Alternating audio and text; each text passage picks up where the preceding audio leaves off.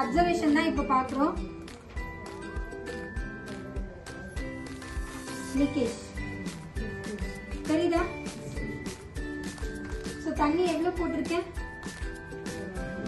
ஒரு அரை டம்ளர் தண்ணி கூட இதுல கிடையாது. இங்க பாருங்க. இப்படி இருந்தா நமக்கு 12 hours அப்சர்வேஷன் ஆகுமா? see ஒர்க் பண்ற விமன், டிராவல் போற விமனுக்கு வந்து ரொம்ப ரொம்ப லாங் டேர்முக்கு வந்து நம்மளால சானிட்டரி நாப்கின் வந்து சேஞ்ச் பண்ண முடியாது. அதுக்கு நமக்கு என்ன வேணும்? ஹை லெவலுக்கு அப்சர்வ் ஆகக்கூடிய ஒரு சானிட்டரி நாப்கின் ரொம்ப ரொம்ப முக்கியம்.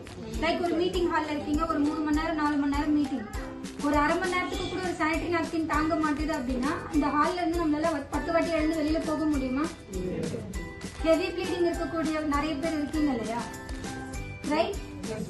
ஸோ அந்த அப்சர்வேஷன் கெப்பாசிட்டி ரொம்ப ரொம்ப மஸ்ட். ஸோ ஒரு இடத்துல நிக்கிறீங்க, நின்று நீங்க ஒர்க் பண்றீங்க, ஒரு 3 to 4 hours நீங்க கம்ஃபர்டபுளா இருக்கணும். என்னோட ட்ரெஸ்ல லீக்கேஜ் ஆயிடுச்சா, இல்ல அது ஃபுல்லாவே அப்சர்வேஷன் ஆயிடுச்சா, இந்த டென்ஷன்ல இருந்தீங்கன்னா உங்களால உங்களோட ஒர்க்கை வந்து ப்ராப்பரா வந்து கான்சென்ட்ரேட் பண்ண முடியாது. ஸோ நம்மளோட சானிட்டரி நாப்கின்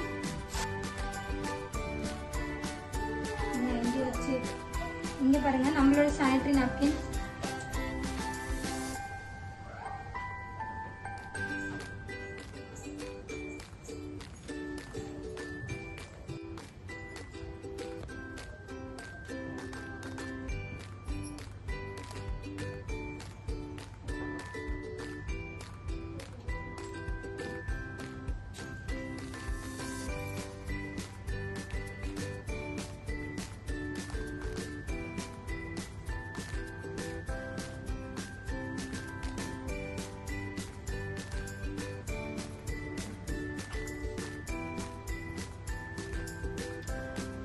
தண்ணி தெரியுதா?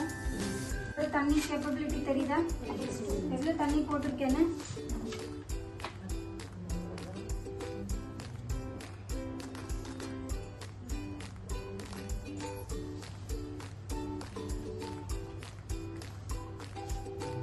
நார்மலாவே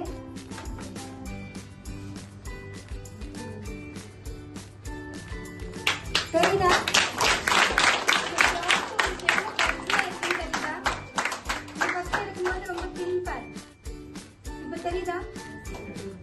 லீக்கேஜ் எதுவும் இல்ல, தண்ணி கொட்டல. சோ இதுதான் 12 hours அப்சர்வேஷன். சோ ஒரு சானிட்டரி நாப்கின் யூஸ் பண்ணி தாராளமா உங்களால ஒரு நாள் ஃபுல்லா வந்து உங்களோட ஒர்க்கை வந்து கம்ப்ளீட் பண்ண முடியும். அடிக்கடி நீங்க டிராவல்லையோ இல்லைன்னா எழுந்து போய் சானிட்டரி நாப்கின் மாத்தணும் அப்படின்ற ஒரு நெசசரியே வந்து இருக்காது. தெரியுதா டிஃபரெண்ட்? இப்ப சொல்லுங்க எது பெஸ்ட்? எது